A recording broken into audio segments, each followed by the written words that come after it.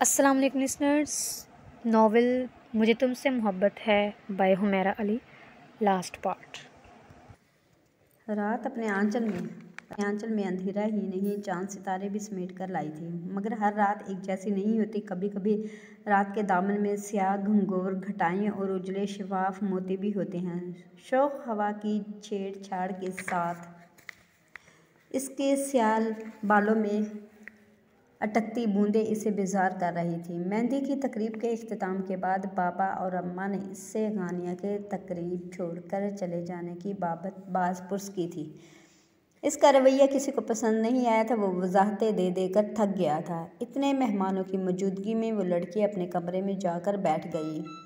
सुरैया बुलाने गई तो इसे मना कर दिया और मैंने मुलाजमा के हाथ पैगाम भेजा तो भी आने की जहमत गवारा ना की।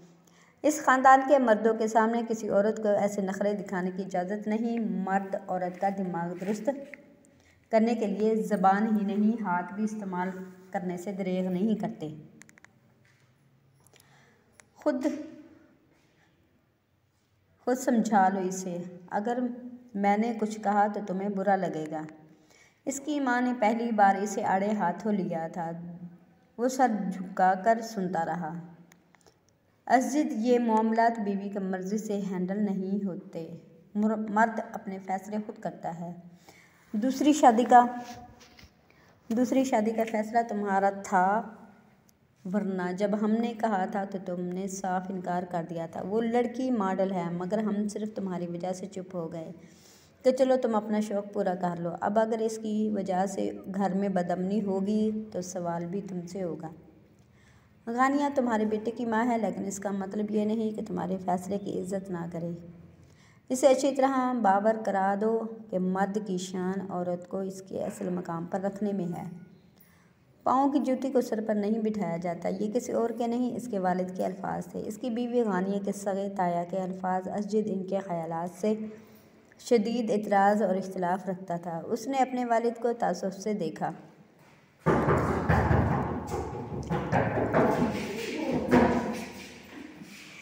आप लोग फ़िक्र मत करें, मैं अपने मामलात हैंडल करना अच्छी तरह जानता हूँ। इसे भी अपना मकाम पता है।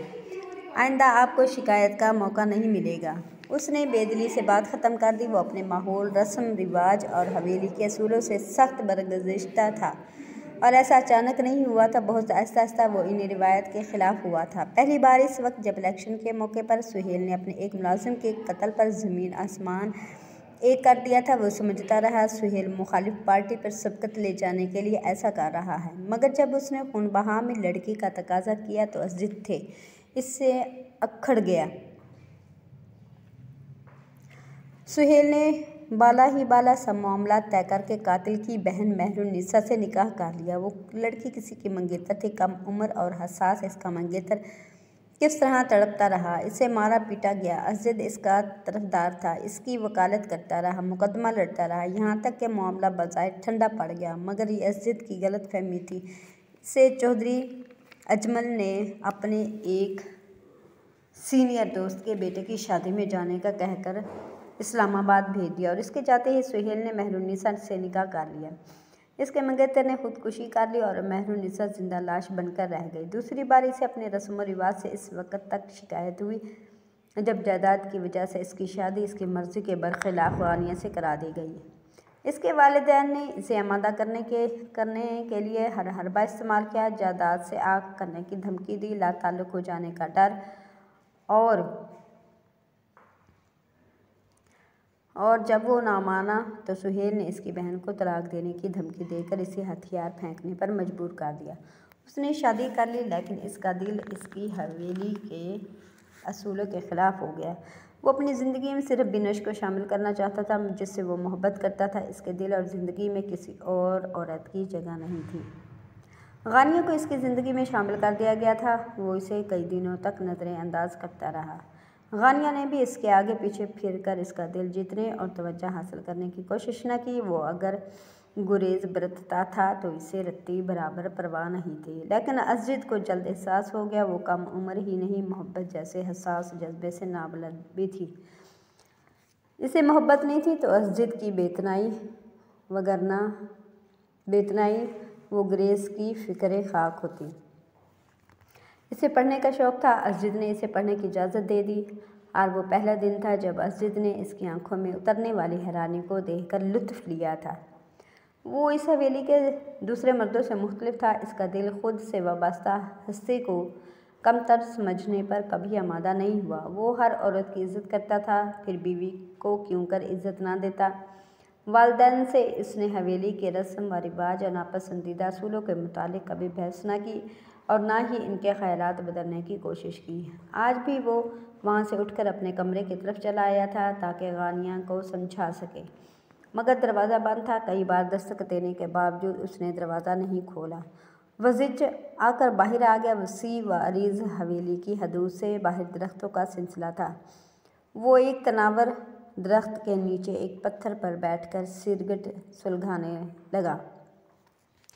ज़हन मुख्तलिफ ख़यालात का माजगा बना हुआ था। इसकी शादी से हवेली के नज़म व नस्क में कोई फ़र्क नहीं आने वाला था, लेकिन इसकी अपनी ज़िंदगी का सुकून अभी है। अभी इसे तहस नहस होकर रह गया था। भाई, आप इस वक्त यहाँ क्या कर रहे हैं? आबिद की मर्सडीज़ आते देखकर वो इस तरह बैठा रहा। अलबत्ता आबिद ने इसे देखकर गाड़ी रोक दी थी। गाड़ी से उतरकर इसके करीब आने तक वो खुद इसकी बाज़ पर्स के लिए तैयार कर चुका था। तुम अब आ रहे हो? वक्त देखा है 5 बज रहे हैं। शादी के बाद भी ऐसे फजूलियात में वक्त गुजारा करोगे? आबिद ने बालों में उंगलियां फंसाई। शहर से दोस्त आए हुए हैं, बस इनके लिए इंतज़ाम था। आपकी ताकीद थी तो सुबह से पहले घर आ गया हूँ। आप यहाँ क्यों बैठे हैं? उसने वजाहत देकर जल्दी से इस्तफसार किया। मुबादा वो फिर इसके बखिए न उधेड़ने लगे। दोस्तों की फरमाइश पर उसने रक्स की महफिल का इंतज़ाम किया था और इसका सबसे बड़ा और वाहिद मुखालिफ असजिद ही था। उसने बहुत मुश्किल से इजाज़त दी थी, वो भी बहुत सी शराइत के बाद कि वहाँ कोई इखलाक सूज़ व हरकत नहीं होगी। मगर वो ये भी जानता था कि शबाब व शराब के महाफिल में ऐसा होना इब्स था। ये महाफिल तो थी ही इखलाक के मुनाफी। उसने जानती नज़रों से आबिद को देखा। भाई, यकीन करे किसी गलत चीज़ की तरफ देखा तक नहीं, और वो डांसर भी जा चुकी हैं। सबको भेज के इस तरफ आया हूँ। उसने आबिद की यकीन दहानी पर सर झटका। अपनी ज़िंदगी को मिसाली बनाओ। वो लड़की जो तुम्हारी ज़िंदगी में आ रही है, इससे भी बहुत सी तवक्कुआत होंगी तुमसे, जैसे तुम चाहते हो। तुम्हारी शरीक हयात बाकिरदार, पारसा, नेक, वफाशवार और बेमिसाल हो। बिल्कुल इसी तरह वो भी तुमसे तवक्कुआत रखती होंगी। आबिद, इसे मायूस मत करना। असजिद अपने वालिदैन के ख़यालात सुनकर अज़हद मायूस था। इसकी संजीदगी और ये मायूसी देखकर आबिद को तशवीश होने लगी। भाई, आप मुझे जानते हैं, मैं ख़ुद भी इन चीज़ों को पसंद नहीं करता। बस दोस्तों की ज़िद के सामने हार मान ली, और ये पहली और आखिरी बार हुआ है, आइंदा नहीं होगा। आप मुझे बताएं, आप यहाँ क्यों बैठे हैं? भाभी ने कमरे से बेदखल तो नहीं कर दिया?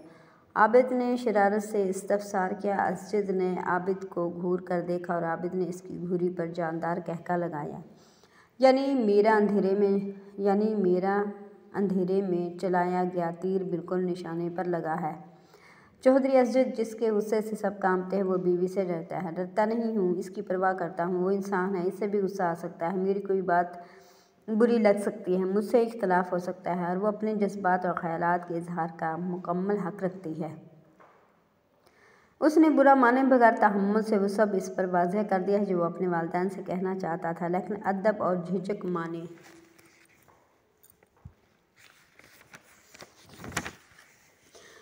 थी। वो लोगों से सरकश और नाफरमान समझते थे। वाह भाई, आप तो वाकई भाभी के कहने में हैं। मैं बड़ी अम्मा और छोटी अम्मा की बातों को इनका वहम समझता था। वो दोनों कहती थी कि भाभी जादूगरनी है, उन्होंने आपको अपनी मुट्ठी में कर लिया है। वैसे लगता तो नहीं कि इतनी छोटी सी भाभी आप जैसे कद्दावर मर्द को मुट्ठी में कर सकती है, लेकिन हाँ, अगर जादूगरनी है तो वाकई कर सकती हैं। आबिद ने इसके घूरने की परवाह किए बगैर गैर संजीदा अंदाज में तबसरा किया। आबिद, मैं बहुत परेशान हूँ। उसने उकता कर कहा। तो दूसरी शादी मत करें। लगता नहीं है कि आप दूसरी शादी करके खुश रहेंगे। गानिया भाभी की बहुत फिक्र करते हैं। आप क्यों खुद को और इन्हें आजमाइश में डाल रहे हैं? किस्मत है मेरी, उसने बेजारी से जवाब दिया। ठीक कहा आप। मैंने भी कभी नहीं सोचा था, लेकिन मुझे भी पहली के बाद दूसरी शादी करनी है। असजिद भाई, अगर आप इजाज़त दें तो मैं भाभी से बात करूँ। क्या बात करोगे?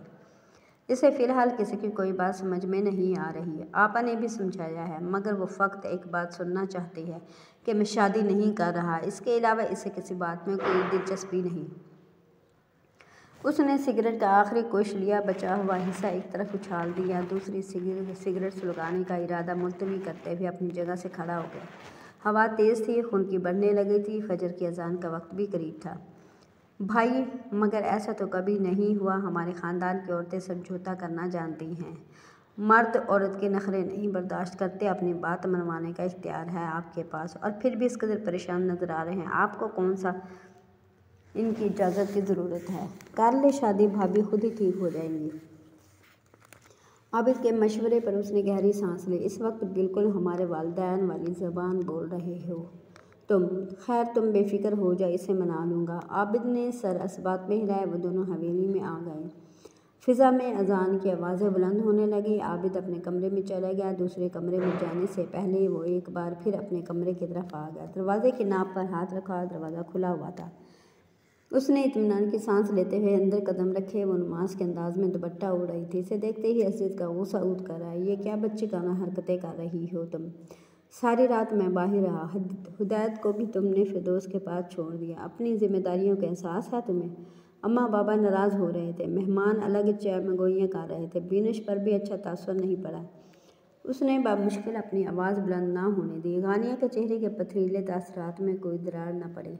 मुझे किसी पर कोई अच्छा तासुर नहीं रहा, ना ही मुझे कोई एहसास है। आपकी मौजूदगी मुझ पर गिरा गुजरती है। कुछ अरसे बाद वैसे भी आपको इस कमरे का रास्ता भूल जाएगा, बल्कि शायद हवेली आना भी पसंद ना करें। अब आप पर कोई पाबंदी और रोक टोक नहीं है। आप सारी रात बाहर रहें या हफ्तों महीनों, मुझे परवाह नहीं। आज वैसे भी रक्स व सरूर की महफिल सजी हुई थी। हवेली के मर्दों को ऐसी महफिलें बहुत लुभाती हैं। आपको तो खुली इजाज़त थी लुत्फ़ अंदोज़ होने की, मुझसे शिकायत करने और मुझ पर बरहम होने के बजाय। आप मेरी बालिग नज़री को दाद दें। आपको जाने का मौका फराहम कर दिया। जाए नमाज बिछाते हैं वो जहर खंद हुई थी। वाकई बहुत शुक्रिया। आज रात बहुत लुत्फ़ भी मिला। अंदाज़ा हुआ तुम्हारी बालिग नज़री की बदौलत। वो तल्ख़ हुआ। गानिया ने कुछ कहे बगैर नियत बांध ली। उसने गानिया पर एक सुलगती नज़र डालकर वाशरूम का रुख किया। चंद साथ बाद वो बावजू करके बरामद हुआ। रैक से जाए नमाज निकाल कर बिछाई। वो नमाज की नियत बांध ली। 2 रकात अदा करके उसने सलाम फेरा। अचानक निगाह रुकू में जाते शख्स पर पड़ी। दिल में ज़ख्मी लहर उठी टीस की तरह। वो इसकी हमराही में पहले ही बहुत बार फजर की नमाज अदा कर चुकी थी, लेकिन आज दिल को अजीब सा इत्मीनान हुआ था। और ये शख्स अब तक सिर्फ मेरा है। अल्लाह मुझे जन्नत में भी इसका साथ नसीब हो। बस ये किसी और का ना हो, सिर्फ मेरा है। बिल्कुल बच्चों जैसी ज़िद थी। नमाज के बाद दुआ मांग कर दिल को कुछ इत्मीनान नसीब हुआ। चेहरे पर हाथ फेर कर दाएं जानिब देखा तो वो इसे ही देख रहा था। क्या मांग रही थी? उसने आस्तगी से इफ्तिसार किया। दुआ बताई नहीं जाती। गानिया ने फ़ौरन इससे भी पहले जवाब दिया। असजिद ने मुस्कुरा कर देखा। मुझे पता है क्या दुआ मांगी हो, यही कि मैं दूसरी शादी ना करूं। उसने जाए नमाज से उठते हुए इसे घूर कर देखा, मगर कुछ कहा नहीं। इसका अंदाज़ा काफ़ी हद तक दुरुस्त ही था। मुझे कोई फ़र्क नहीं पड़ता, दूसरी तीसरी चौथी, दिल चाहे जितनी शादियाँ करें। मैंने तो पहले भी एतराज़ नहीं किया। आप खुले आम अपनी माजी की मोहब्बत का इतराफ़ करते हैं। मुझे आपके पुराने अफेयर के मुतालिक भी कुछ कहने का हक़ नहीं, लेकिन अगर ऐसी कोई बात मेरी ज़ात से मंसूब हुई तो मैं बदकिरदार बदचलन कहलाती, कत्ल की मुस्तहिक ठहरती, मुझे इबरत का निशान बना दिया जाता। गानिया यार, तुम मुझसे बदगुमान हो रही। हाँ, क्योंकि मेरी सारी खुशगुमानियाँ ख़त्म हो गई हैं। वो तुनकर बोली और वो ज़िद होकर बोली। माजी का अफेयर नहीं है बिनश, मुझे इससे मोहब्बत थी, शादी करना चाहता था। हमारे दरमियान ऐसा कोई ताल्लुक़ नहीं था जिस पर मैं निदामत महसूस करूं। किसी को पसंद करना और शादी करने की ख्वाहिश करना गुनाह नहीं है। इसका टूटा फूटा दिल इस चोट पर 1000 टुकड़ों में तकसीम हो गया। उसने बबांक दहल अपनी मोहब्बत का एतराफ़ करके ख़ुद को इस पर ढाए हर सितम से बरीजुमा करार दे दिया था। ठीक है, आपका माजी, आपकी मोहब्बत और आपकी शादी, मुझे हर चीज़ कबूल है। बहुत खुश हूँ मैं। कुछ देर के बाद फिर बोली। वो बिनश आई हुई है, आज ही निकाह पढ़ा लें। आपकी दुल्हन को अपने हाथों से संवारूंगी ताकि आपको मुझसे कोई शिकायत ना रहे। अब खुश हैं? वो कहकर जाने लगी। कहाँ खुशी तो क्या, वो गानिया के चेहरे पर छाए हज़न मलाल को देखकर पछता रहा था।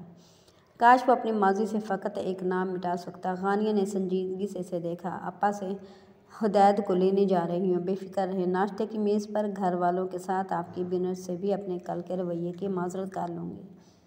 किसी से माजरत करने की ज़रूरत नहीं है, अपना रवैया दुरुस्त कर लो, सबकी नाराज़गी खुद ही दूर हो जाएगी। उसने असजिद के मशवरे पर कोई तबसरा नहीं किया और कमरे से बाहर आ गई। हवेली में सभी जाग रहे थे। मुलाजमाएं फजर की नमाज के बाद अपने कामों में मसरूफ़ नजर आती थी। हवेली की लड़कियां नमाज, कुरान की तिलावत और चहलकदमी के बाद नाश्ते की तैयारी में भी हिस्सा लेते थे। बुजुर्ग ख़वातीन अलबत्ता इबादत के अलावा सिर्फ हुक्म नाफिज करती थी। वो सबको नज़रअंदाज करती हवेली के दूसरे हिस्से में आ गई जहाँ इसका मेका था। फिरदौस आपा से बाहर ही मिल गई थी।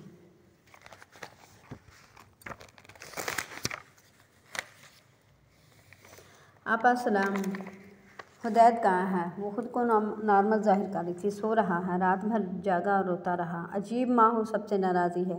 बच्चे से क्या परखाश, इतनी संगदिल मत बनो गानिया। वो मर्द है, खुद को हक बाजानिब समझता है। वो मन मानी करके रहेगा। इस तरह क्यों अपनी ज़िंदगी जहन्नम बना रही हो? वो जो कर रहा है करने दो। इस तरह तुम अपनी इज़्ज़त और कदर घटा रही हो। हमें भी कल बहुत कुछ सुनना पड़ा।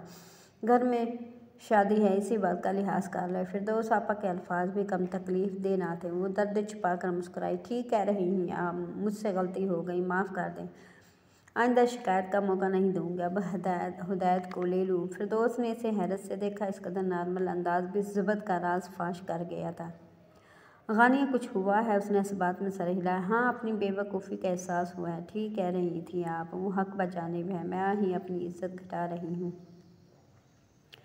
उसने अंदर की राह ली थी। फिरदौस को मलाल ने घेर लिया। बाज़ औक़ात इंसान बहुत बेबस हो जाता है। हक़ाइक़ से आगाह होकर भी अपने जैसे इंसानों से झूठी उम्मीदें वाबस्ता कर लेता है, और जब उम्मीदें टूटती हैं तो दिल भी टूट कर रेज़ा रेज़ा हो जाता है। फिर चाहे कितना भी समझाया जाए, दिल नहीं संभलता। ये टूट फूट रूह तक को मस्मार कर देती है। दिल से इन उम्मीदों के टूट जाने का मलाल नहीं निकलता। दिमाग मान भी ले तो दिल को समझाना मुश्किल होता है कि जिसे उम्र भर सबसे ज़्यादा अपना समझते रहे, वो कभी अपना था ही नहीं, और जिस ताल्लुक़ को मोहब्बत समझ, वो फ़कत मजबूरी का बंधन था। इसका दिल ना समझ था। शिकस्त मान ली थी, लेकिन तड़प पहले से ज़्यादा बढ़ गई थी। असजिद ने कहा था, किसी से माजरत करने की ज़रूरत नहीं, अपना रवैया दुरुस्त कर लो, सबकी नाराज़गी खुद ही दूर हो जाएगी। लेकिन इसके बावजूद उसने नाश्ते के बाद असजिद की वालदा से माजरत कर ली थी। उन्होंने इसे आड़ों हाथों लेते हुए इसकी कोताहियों और खुद सरी पर अच्छा खासा शर्मिंदा किया था। वो दिल बर्दाश्ता सी सर झुकाकर सुनती रही। बिनिश के कमरे तक जाते हुए इसके पाँव मन भर के हो रहे थे। वो इसके शोहर के दिल पर राज करती थी। इससे भला क्या मुकाबला? कल उसने गलती कर दी थी, आज कलक हो रहा था। अगर इसका इस्तकबाल खंदा पेशानी से करती तो आज हज़ीमत ना उठानी पड़ती। सच है, इंसान अकड़ते हुए आने वाले वक्त को फरामोश कर देता है, और जब ज़िंदगी अपने सबक पढ़ाती है तो सारे कसबल निकल जाते हैं और पछतावे के सिवा कुछ हाथ नहीं आता। उसने सर झटक कर आध खुले दरवाजे की नाप पर हाथ रखा। बिनुश, इतना अचानक जाने का सबब बताओगी? आज बारात है, तुम कल आई हो और अब वापसी के लिए बजिद हो। असजिद की आवाज़ सुनकर दस्तक के लिए उठाया हुआ हाथ थम गया। क्योंकि मम्मा आ गई हैं, उन्होंने फ़ौरन आने का कहा, इसलिए जा रही हूँ। साफ पता चल रहा था वो बहाना बना रही है। इन्हें भी यहाँ बुला लेते हैं, अच्छा है, सबसे मिल लेंगी। असजिद ने इसे रोकने के लिए कहा था। नहीं आएंगी वो, मुझे जाकर इनसे बात करनी पड़ेगी। देखो, हमारी शादी के लिए मानती हैं या नहीं? क्या मतलब? वो इसकी बात सुनकर हैरान हुआ। उसने पहले इस तरह के किसी खदशे का इजहार नहीं किया था।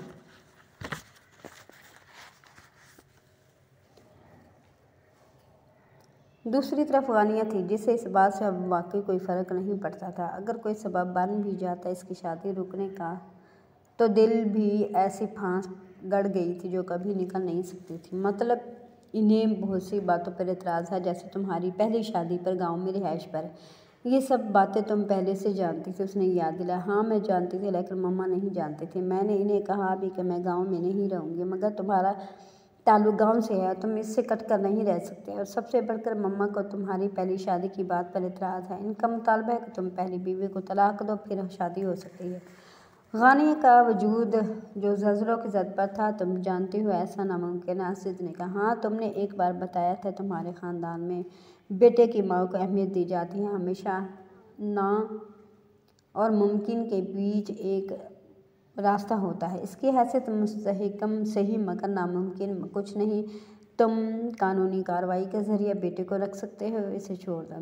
बीवी है मेरी, ऐसे कैसे छोड़ दूँ?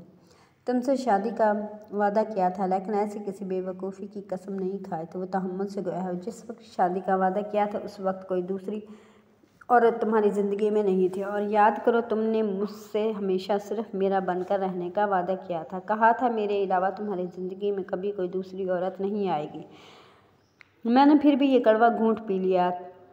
ज़्यादती तो मेरे साथ हुई है। गानिया के लिए अपने कदमों पर खड़ा रहना महाल हो गया। उसके अंदर जिस कदर शोर बरपा था, अंदर इतना ही पुरसुकून माहौल था जैसे हालात हाज़िरा पर तबसरा या मौसम के मुतालिक बात हो रही थी। इसे हैरत थी, इसके दूसरी शादी पर एतराज़ करने से पहले ही फ़कत खामोश हो जाने की वजह से इसे आम औरत कहने वाला अजीज इस वक्त अपने मुंतखब करदा ख़ास औरत के किसी एक एतराज़ से खाफ नहीं था। इसे बेकरार करके वो पुरसुकून भी था और मुतमईन भी। इसमें मज़ीद कुछ भी सुनने की सकत नहीं थी। अगर वो कोई फ़ैसला करना भी चाहता तो इसे जानने की ख्वाहिश ना होती। वो बगैर किसी आहट के जिस तरह आई थी इसी तरह पलट कर गई। कमरे में मौजूद दोनों नफूस बेखबर थे। इनके दरमियान वजह तनाज़ना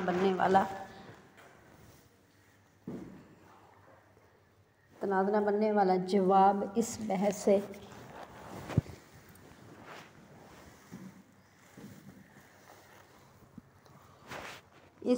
से आ रही था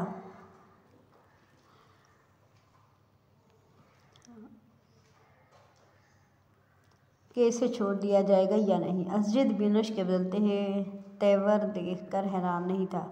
मैंने तुम्हें आज अपनी शादी के मुतालिक नहीं बताया। जिस दिन मैंने अपने बाबा के सामने हथियार फेंके थे उस दिन मैंने तुम्हें भी आगाह कर दिया था कि मेरा इंतज़ार मत करना। मैंने तुम्हें हर वादे से आज़ाद कर दिया था। सब जानने के बाद भी मेरी ज़िंदगी में शामिल होने की ख्वाहिश तुम्हारी थी। मैं अपना कौल निभा रहा हूँ, इससे ज़्यादा मैं कुछ नहीं कर सकता। मुझसे कोई तवक्का मत रखना। इसका दो टोक अंदाज देखकर बिनुश के तेवर भी बिगड़ गए। तुमसे तो तवक्का नहीं, तुम्हारी मोहब्बत से उम्मीद थी। बहुत मायूस किया है तुमने मुझे। वो दिल गिरफ्तार होकर गोया हुआ है। मैंने हर बात वाज़ह कर दी है, शादी से इनकार नहीं किया। तुम हर पहलू पर सोच लो, फिर कोई फ़ैसला करना। फ़िलहाल मुझे यहाँ से दूर जाना है। वो तुम कर बोली। मर्ज़ी है तुम्हारी, मैं तुम्हारे जाने का इंतज़ाम कराता हूँ। उसने हैरान होकर असजिद को तासुब से देखा। रुकने का इसरार तो कजा वो इसे छोड़ने भी नहीं जा रहा था। तुम्हें मेरे ड्राइवर के साथ आने पर एतराज़ था। जा रही हूँ तो परवाह नहीं। वो शिकवा गुनाह हुई। ऐसी बात नहीं है, तुम जाने पर बाजिद हो। आज आबिद की बारात है, भाई की शादी छोड़कर नहीं जा सकता। ठीक है, मिलने तो आओगे ना? ये कैसा सवाल है, यहाँ से फुर्सत मिलते ही आऊँगा।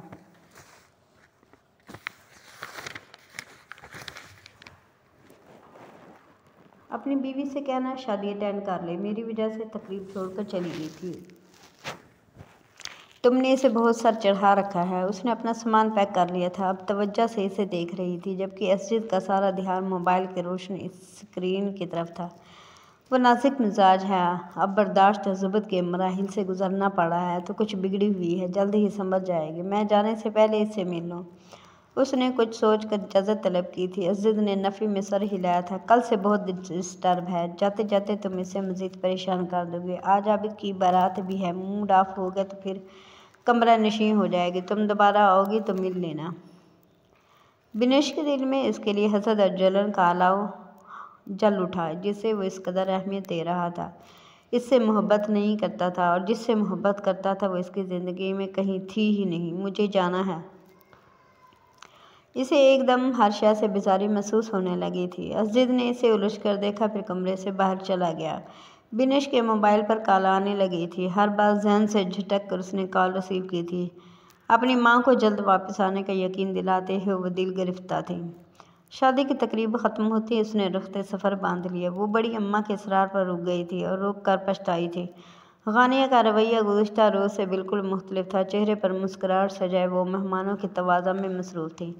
इससे भी खुश इखलाक़ी से मिली। असजिद इसकी तरफ से मुतमईन हो गया था। अलबत्ता बिनुश को इसका ये दिखावा एक आँख नहीं भा रहा था। जाते हुए उसने गानिया को जता भी दिया था चाहे चेहरे पर मुस्कुराहट सजा लो, खुशी अखलाकी के ड्रामे करो, असजिद फिर भी मुझसे शादी ज़रूर करेगा।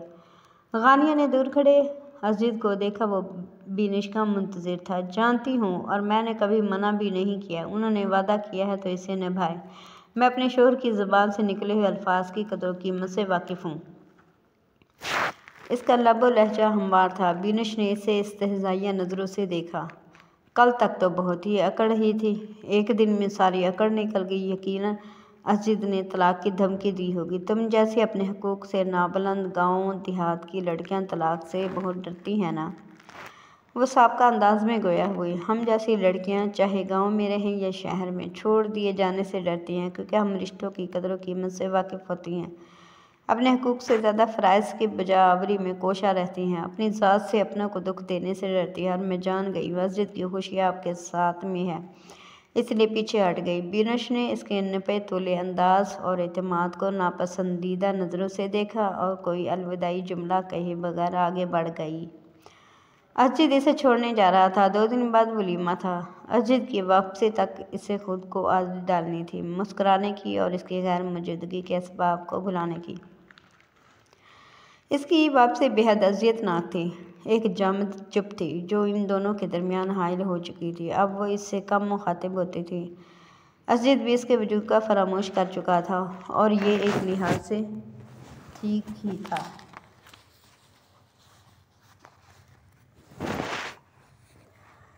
अब इनके दरमियान कोई ला यानी बहस नहीं होती थी, और हवेली वाले समझते थे इनके दरमियान सब ठीक है। वो हत्तल मकदूर असजिद से गुरेज बरतती थी, और असजिद अपनी ही किसी दुनिया में गुम था, शायद मुस्तकबिल का कोई लाही अमल बना रहा था। आबिद वलीमे के बाद अपनी बीवी के साथ शुमाइली इलाका जात घूमने चला गया। असजिद ने ही इसे कायल किया था, वरना हवेली में नए दूल्हा दुल्हन का रिश्तेदारों के यहाँ दावतों के अलावा कहीं जाने का तसव्वुर भी महल था। इन दावतों में भी सारा ख़ानदान मदऊ होता था। सबका जाना अजहद ज़रूरी ख्याल किया जाता था। वह हैरत ज़दा सी असजिद कभी इसे लेकर कहीं घूमने नहीं गया था, लेकिन भाई के लिए बड़ों से भी खुद बात कर ली थी, सारा अरेंजमेंट कर दिया। उसने सुना तो दिल में फांसी चुभ गई थी। वक्त बदल जाता है और इसके साथ सोच भी। असजिद अपनी दूसरी बीवी के साथ हनीमून पर जाने का इरादा रखता होगा, इसलिए ये रस्म निभाने की रिवायत डाल रहा है। खैर मुझे क्या, अब जब सब्र करने का फ़ैसला कर लिया है तो खून जलाकर क्या करना। उसने हकीकत का एक कड़वा घूंट पीकर सब्र कर लिया, लेकिन अभी इश्क के और इम्तिहान बाकी थे। आबिद और अफशीन के वापस आते ही असजिद की शादी का मौजू फिर शुरू हो गया। अगरचे ये तयशुदा बात थी और इसने भी इसे दिल से तस्लीम कर लिया था, फिर भी हर बार यह जिक्र दिल पर गिरा गुजरता था। ऐसा लगता है जैसे कोई रूह को जिस्म से अलग करने की बात कर रहा हो। मोहब्बत हमेशा दिल में दर्द बनकर उतरती है, लेकिन एक तरफा मोहब्बत में दिल सरापाए दर्द बन जाता है। वो दुनिया को अजनबी निगाहों से देखती थी। जो सबसे ज़्यादा अपना था वो लोगों की भीड़ में गुम होने लगा था। अब इसके बेगाना होने की शिकायत किससे करते? तुम बिनिश की वालदा से शादी की बात कर लेना, हमें जाकर बाकायदा रिश्ता मांगना होगा। गानिया का वजूद सरापा समात बन गया। वो भी इसके इरादे की बाबत जानना चाहती थी। असजिद ने अपनी गोद में बैठे हुदैद को चॉकलेट खिलाते हुए माँ की तरफ देखा।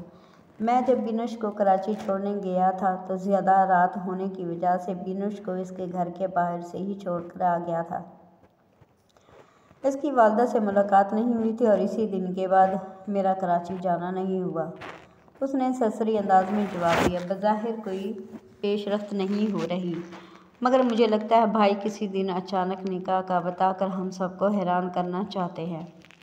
आबिद ने नया शोशा छोड़ा। गानिया पहलू बदल कर रह गई। मुझे भी ऐसा ही लगता है, सुरैया ने भाई की तायीद की। गानिया के दिल में सफ़े मातम बिछ गई। महबूब के साथ रकीब का नाम सुनकर दिल आज भी पहले दिन की तरह लहू हो जाता था। पहले फ़कत बंधन था, वाबस्तगी, मोहब्बत और चाहत ही नहीं, लेकिन रफ़ाकत ने इश्क को भी जन्म दिया था। इस इश्क का इदराक रकाबत के एहसास से दो चंद हुआ था।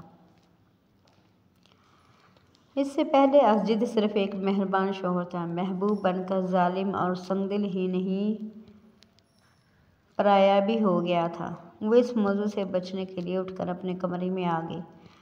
कुछ देर गुजरी थी, असजिद भी हुदैद को लेने चला आया। इसे बेतहाशा शर्मिंदगी ने घेर लिया। अपने दिल की गिरगो हालत के सामने वो हर बात को भूल जाती थी। हुदैद असजिद के पास था, वो उसे लिए बगैर ही चली आई थी। हालांकि जानती थी इसके नज़रों से ओझल होते ही वो रोना शुरू कर देता है, लेकिन इस वक्त वो सुकून से सो रहा था। बेटे को इसके आगोश में डालकर वो खुद भी करीब ही बैठ गया। इसे घबराहट होने लगी। बहुत दिन बाद वो इसकी तरफ मतवज्जा हुआ था।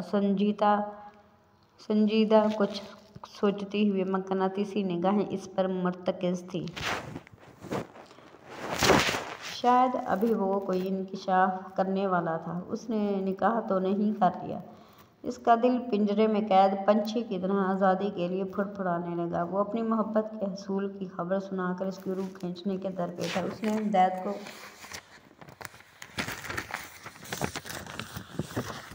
उसने हिदायत को एहतियात से बिस्तर पर लिटा दिया और खुद जाने लगी। कहाँ जा रही है? बैठो, बात करनी है तुमसे।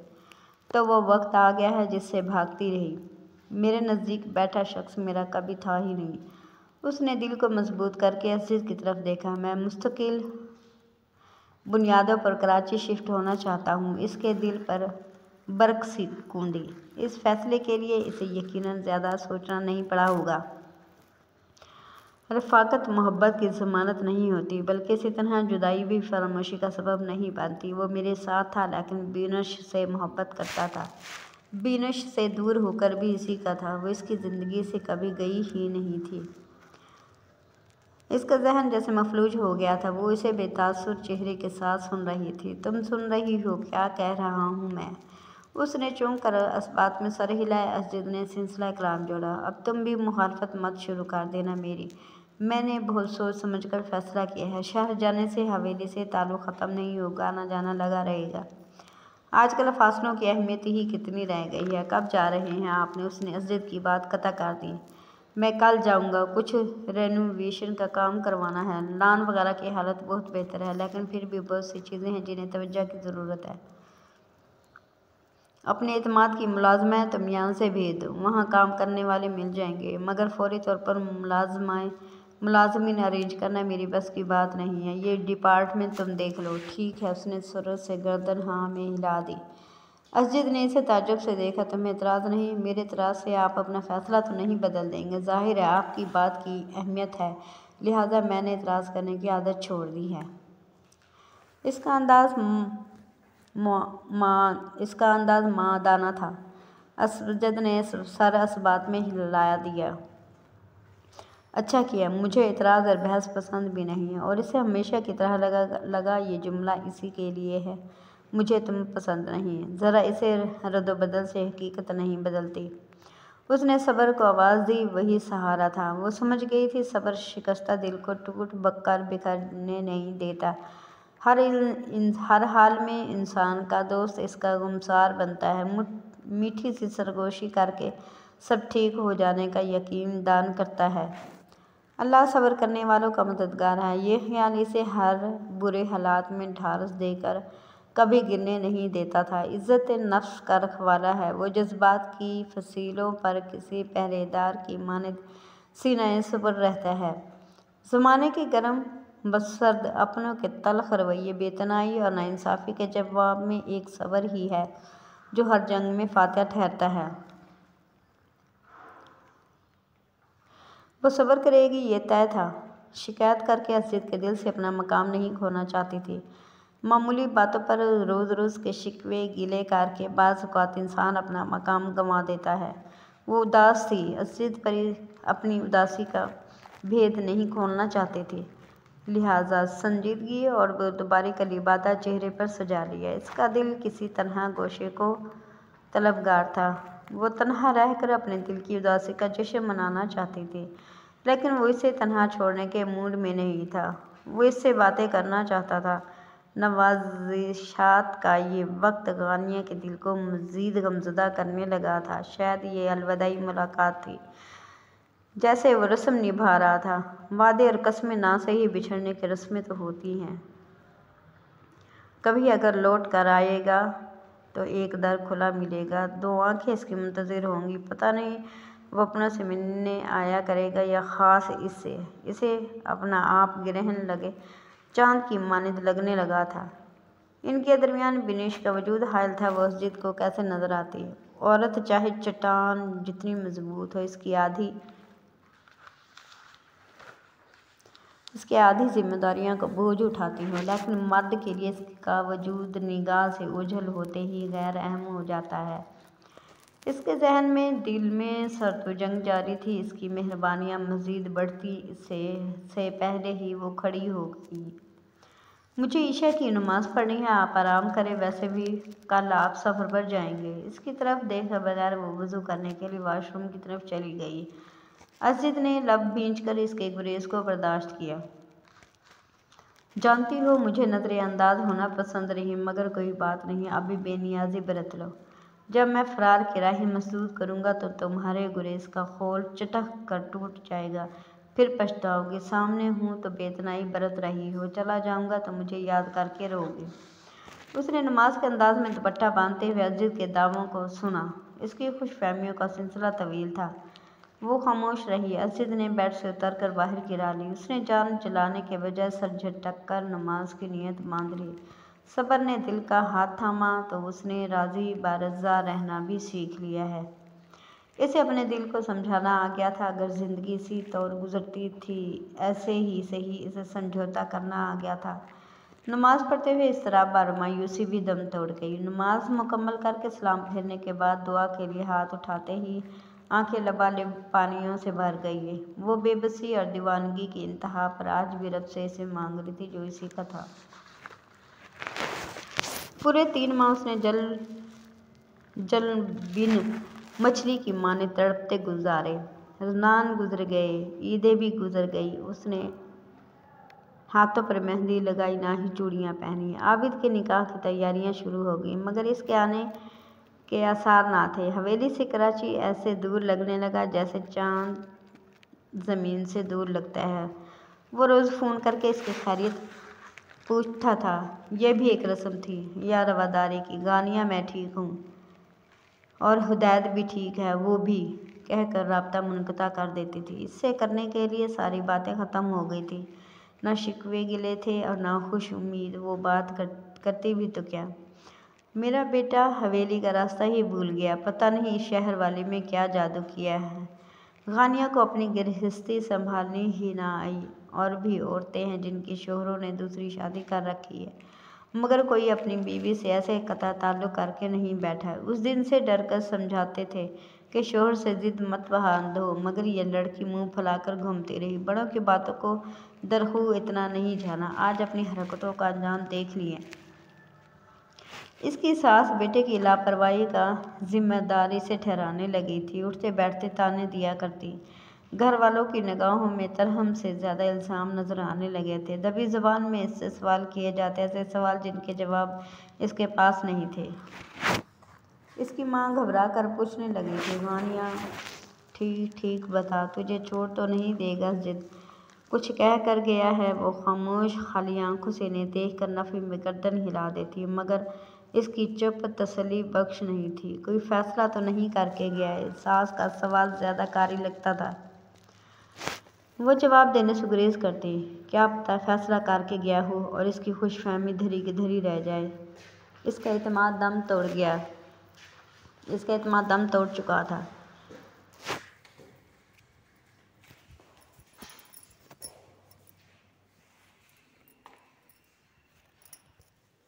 ये लड़का पलटने का नाम नहीं ले रहा। आबिद का निशात से निकाह भी है। इसे तैयारी की कोई फिक्र नहीं, सब छोड़कर बैठ गया है। पता नहीं दोनों मियाँ बीवी ने क्या सोच रखा है। लड़की अपने खाविंद से पूछो क्या इरादा है, इसे कब तक हवेली से दूर रहेगा। आबिद के निकाह में आने वाले मेहमान सवाल पूछेंगे, हम किस किस को जवाब देंगे। पहले भी तुम दोनों के बदौलत खूब तमाशा लगा था। छोटी बड़ी अम्मा ने भी इसे आड़ो हाथों लिया। वही निशाने पर थी। सबसे आसान हदफ अजीज से कोई कुछ नहीं पूछता था। इस शाम मस्जिद का फ़ोन आया तो इसका दिल बात करने पर भी आमादा ना हुआ। राब्ता मुनक़ता करके मोबाइल एक तरफ डाल दिया था। कुछ देर बाद मुलाज़मा पैगाम लिए चली आई, बड़ी अम्मा बुला रही हैं। ये क्या तमाशा है? अज़ीज़ परेशान हो रहा है। इसकी कॉल क्यों नहीं रिसीव कर रही हो? मेरा बच्चा कब तक तुम्हारे नखरे बर्दाश्त करेगा? कहीं दो लफ्ज़ भेज दिए तो रोना सर पकड़ के। उसने आंखों में उमड़ कर आते आंसुओं को पीछे धकेला। बात करो, इससे पूछो कब तक आएगा। कोई नाराज़ी है तो ख़त्म करो, वरना तुम्हारी माँ से मैं बात करूँगी। बहुत बर्दाश्त कर लिया। वो बोझल दिल और थके हुए कदमों से वापस कमरे में आ गई। मोबाइल को कीनातोद नज़रों से देखा। इसी वक्त इसका नाम स्क्रीन पर जगमगाने लगा। उसने बादले नौख्वास्ता बहुत खामोशी के साथ कॉल रिसीव की। कलाम करने पर दिल आमादा ना था, मिजाज पर भी हिस्सी तारी थी। अस्सलामुअलैकुम, क्या हुआ? कहाँ थी? कॉल क्यों नहीं रिसीव कर रही थी? इसकी खामोशी को महसूस करके अज़ीज़ ने बात शुरू की। वालेकुम अस्सलाम, मुझे कहाँ जाना है? यहीं थी, बेदिली से जवाब दिया। मूड क्यों ख़राब है? वहाँ से फिर एक सवाल दागा गया। वो खामोश रही। मूड नहीं, किस्मत ख़राब है, इसने तल्ख़ी से सोचा। गानिया, क्यों मेरे लिए मुश्किल खड़ी कर रही हो? दुनिया से निराला काम नहीं कर रहा मैं जो तुमने रोग लगा लिया। मैंने कोई रोग नहीं लगाया। आपको मेरी फ़िक्र करने की ज़रूरत नहीं है। बेहिसी के होल में दरार पड़ी थी। वो तड़ख कर बोली, नहीं करता तुम्हारी फिक्र, मगन रहो अपनी दुनिया में। खुद तरसे की आदत तो पहले ही थी, अब हमदर्दी समेटने की भी आदत पड़ गई है तुम्हें। आपा, अम्मा, आबिद सब कॉल करके तुम्हारी तरफदारी करते हैं। मैं जैसे कोई विलन बन गया हूँ, जालिम, जाबर, संगदिल और बेहिस तुम हो, मगर लोग मुझे इन खिताबात से नवाज रहे हैं। गानिया, मुझे समझ नहीं आ रहा कैसे तुम्हें कायल करूं। दूसरी शादी करना कोई जुर्म नहीं है। तुम कब तक शौक मनाती रहोगे? वो हैरान थे। घर वाले एक तरफ इसे समझा रहे थे, दूसरी तरफ अज़ीज़ को भी ऐसे ही हालात का सामना था। वो भी सबकी नसीहतों से परेशान था। गानिया ने खामोशी नहीं तोड़ी। इसके पास इन बातों का कोई जवाब ना था। यार कुछ तो कहो। क्या कहूँ? कायल मैं हो चुकी हूँ। अगर आप ये समझते हैं एकदम मामूल का सा रवैया इख्तियार कर लें तो ये मेरे लिए फ़िलहाल मुश्किल है। सर्द और सपाट लहजे में जवाब देकर उसने अज़ीज़ को मायूस कर दिया था। ठीक है, अब मुझसे भी किसी नरमी की तवक्का मत रखना। अगर शादी कर ली मैंने तो तुम मनमानी करने के हकदार नहीं हो जाओगे। अपने दिमाग में ये बात बिठा लो कि तुम्हें मेरे साथ रहना है, चाहे मैं शहर में रहूं या हवेली में। तुम्हें बिनश की मौजूदगी को सहना पड़ेगा और मैं दोबारा इस मौजू पर कोई बात नहीं करूँगा। गानिया को इसका सख्त लब्बो लहजा जहर में बुझे तीरों की तरह लगा। दिल छलनी हो गया। अगर ज़ोर ज़बरदस्ती से अपनी बात मुसलत ही करनी है तो फिर मैं दिल व दिमाग को ना भी समझाऊँ तब भी आपको कोई फ़र्क नहीं पड़ना चाहिए। आपको आपकी मर्ज़ी के मनपसंद नताइज मिल जाएंगे। गानिया ने सुलग कर कहते हुए राब्ता मुनक़ता कर दिया। अच्छी तरह जानता है ये बेदर्द इंसान के बिनश का नाम मेरे दिल में नेज़े की अन्नी की तरह चुभता है। मगर अब फरमाइश है कि मुझे इसका वजूद अपनी निगाहों के सामने बर्दाश्त करना होगा। बर्दाश्त और सब्र सिर्फ मेरे हिस्से में ही क्यों आया? वो बेबसी से लब कुचलने लगी।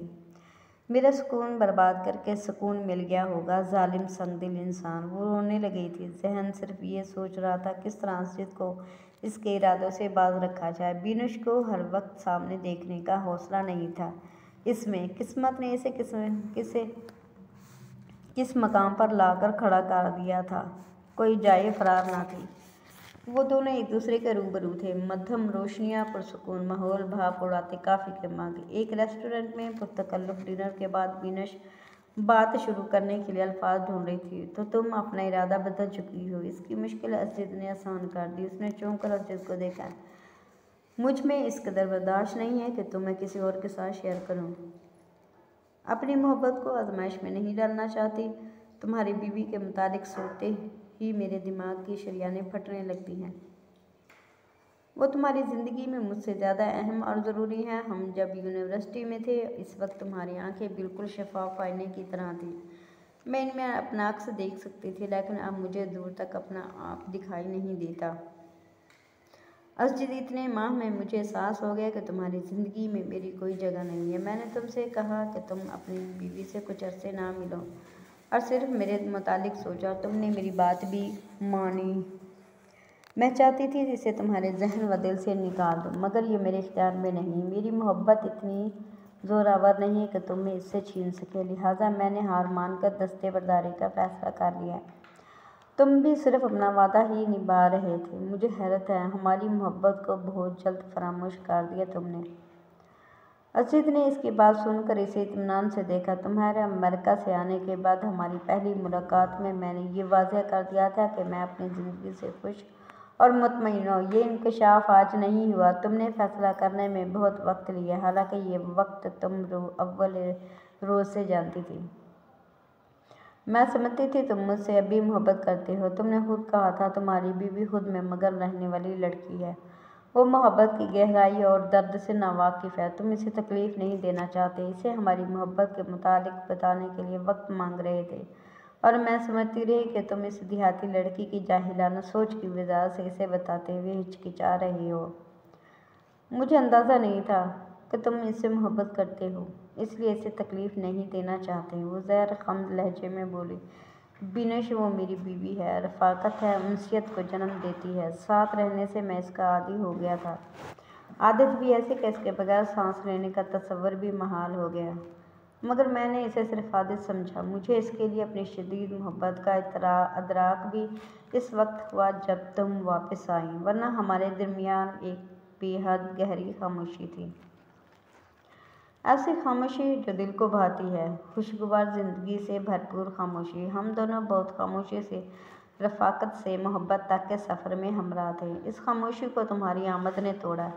बिनिश के लबों से एक आहा खारिज हुई, यानी अगर मैं ना आती तो तुम इसी मुगालते में रहते कि तुम्हारी पहली और आखिरी मोहब्बत मैं हूँ। मेरी आमद ने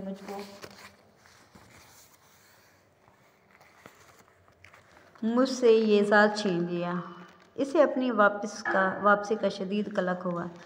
बिनिश, अगर तुम्हें सुनने का हौसला है तो सुनो। मुझे ये कहते हुए कोई निदामत नहीं कि मैं तुम्हें कब का भूल चुका था। तुमने वापस आकर मुझे याद दिलाया कि तुम कभी मेरे माजी का हिस्सा थी और मैंने तुम्हारी ख्वाहिश की थी। सिर्फ 3 साल मैंने तुम्हारा इंतज़ार किया, फिर गानिया मेरी ज़िंदगी में शामिल हो गई और इसके बाद उसने मुझे माजी की यादों को गले से लगाने की मोहलत ही ना दी। वो अपनी मासूमियत और सादगी समेत मेरे जहन व दिल पर काबिज़ हो गई। बिनिश के दिल में नारसाई की आग जलने लगी। वो अजीत से जल्द अज जल्द दूर हो जाना चाहती थी। मैं यहाँ तुमसे तुम्हारे इश्क की दास्तान नहीं सुनने आई, सिर्फ ताल्लुक़ ख़त्म करने आई हूँ। वो चीख उठी थी। इर्द गिर्द मौजूद लोगों ने इन्हें हैरत से देखा। मैं सिर्फ तुम्हारी गलत फहमी दूर कर रहा था, वो नरमी से बोला। तुम्हारे आने से मेरी ज़िंदगी में कोई फ़र्क नहीं पड़ा, बस इतना हुआ है कि जो मोहब्बत दिल के निहा खानों में सांस ले रही थी, उसने पूरी शिद्दत से अपनी मौजूदगी का एहसास दिलाकर मुझे सरशार कर दिया, मेरी रूह को शादाब कर दिया। बिनिश, ज़िंदगी आगे बढ़ जाती है, हमें फितरत के मुनाफी पीछे की जानिब सफ़र नहीं करना चाहिए, माजी में नहीं, हाल में ज़िंदगी गुजारनी चाहिए। तुम्हारे लिए भी मेरा यही मशवरा है, अपनी ज़िंदगी में आगे बढ़ जाओ जैसे तुम आगे बढ़े हो, कभी ना पीछे पलट कर देखने के लिए। क्या तुम्हें मेरे फ़ैसले बदलने का ज़रा सा भी दुख नहीं है? तुम मुझे अपनी ज़िंदगी में रोकने की कोई कोशिश नहीं करोगे, हमारी मोहब्बत के लिए भी नहीं। वो अब भी आस लगाए बैठी थी। अजीत ने इसे तासुब से देखा। बिनिश, मैंने तुम्हें मायूस नहीं किया। क्या तुम वापस आई, मुझे मेरे वादे याद दिलाकर मेरी ज़िंदगी में शामिल होने की ख्वाहिश का इजहार किया, और माने अपने कौल की पासदारी करते हुए अपने सुख चैन को तहज कर अपनी जान से प्यारी बीवी की मोहब्बत को नज़रअंदाज करते हुए अपने कौल को निभाने की कोशिश की। मगर ये भी सच है कि मैं तुम्हें रोकना नहीं चाहता, ना ही रोकूंगा। तुम्हारे लिए वापसी बेहतर है। बिनिश के चेहरे पर साया सा लहरा गया। तुमसे दस्तेबरदारी का फ़ैसला मेरा नहीं, तुम्हारी बेतनाई अल्लाह ताल्लुक़ ने मुझसे करवाया है। मैं ज़िंदगी भर नारसाई की आग में जलती रहूँगी। मैंने मम्मी के साथ अमेरिका जाने का फ़ैसला किया है। यहाँ रही तो मोहब्बत में शिकस्त का दुख मुझे मार डालेगा। तुम्हारा हसूल आसान था मेरे लिए, लेकिन जितनी मोहब्बत मैं तुमसे करती हूँ, इतनी ही नफ़रत तुम्हारी बीवी से है। तुमने मेरे बार बार कहने के बावजूद इसे तलाक नहीं दिए, हमारी मोहब्बत पर इन अनचाहे रिश्तों को तरजीह देते रहे। इसके साथ तुम्हें देखने से बेहतर तुमसे बिछड़ जाना है, इसलिए मैंने वापसी का फ़ैसला कर लिया है। रोज़ मरने से बेहतर एक बार की तकलीफ़ है। वो अपना पर्स उठाकर झटके से खड़ी होगी। बहुत मोहब्बत करती हूँ मैं तुमसे। ज़िंदगी में जब कभी पलट कर देखोगे मुझे अपना मुंतज़िर पाओगे। अपनी सो कॉल्ड देहाती बीवी से बेजार हो जाओ तो मुझे आवाज़ देना, मैं आ जाऊँगी। असजिद ने इसे अजनबी नज़रों से देखा। इसके बाद तुम मेरे लिए कोई नहीं, मैं तुम्हारे वादों की कैद से आज़ाद हूँ। अपने कौल को निभाने के लिए हर हद तक गया। तुमने फ़ैसला बदला है और अब मैंने एक वादा खुद से किया है, अपनी जान पर कभी जुल्म नहीं करूँगा। मुझ में गानिया के आंसू देखने के सकत नहीं। मैं इसे जुदाई और दूरी का दुख कभी नहीं दूँगा। अगर तुमने कभी पुकारा भी तो तुम्हें मेरी तरफ से कोई जवाब नहीं मिलेगा। वो अपनी जगह साकत रह गई। असजिद ने इस पर नज़र तक न डाली।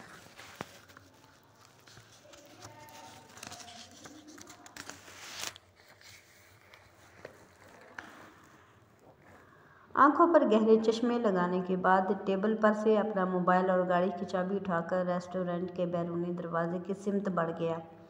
वो इसके पलटकर देखने की मुंतज़िर पथराई आंखों से इसे जाता हुआ देखती रही। जल्दबाजी में उसने अपना नुकसान कर लिया था। 3 माह से ज़्यादा अरसा हो गया था कि वो कराची में था। बिनश को यकीन था वो दस्तबरदारी की बात करेगी और असजिद इसे मिन्नत करके रोकेगा, लेकिन उसका ख्याल भी बातिल साबित हुआ।